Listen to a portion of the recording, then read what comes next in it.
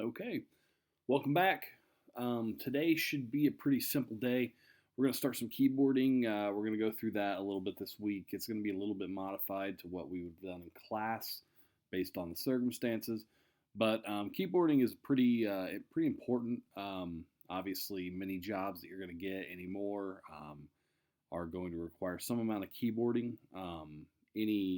Obviously, any college courses that you take are going to probably require some keyboarding. So it's an important skill to have. I know a lot of you know how to type. Keyboarding is a little different in that it's just a more efficient, quicker way, making sure that you're not taking a lot of time doing keystrokes because you are well versed and practiced and using the proper methods to type.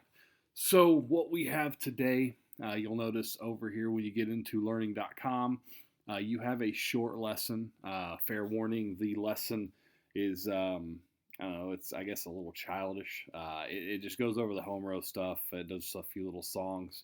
I chose it because basically it tells you the basics of home row.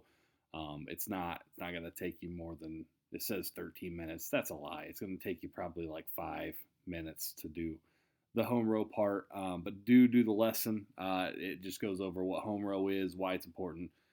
Pretty simple. And then you'll notice that you have guided practices here.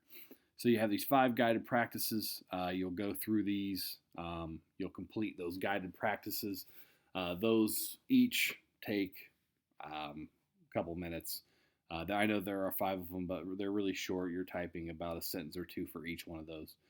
And that is what you have for today. Now, as the week progresses, I'll be adding more guided practices, and we'll just go through keyboarding, and you'll expect to have some sort of assessment at the end of the week. As always, if you have any questions for me, please ask. Obviously, with these logins here, getting into learning.com, you'll just go to learning.com. You'll use your username that you typically use, and everybody's password is Yorktown with all lowercase letters.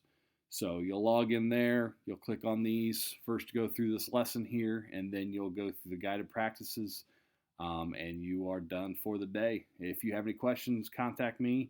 If you have any other tech questions, there is the statement at the very beginning of this module, the first page.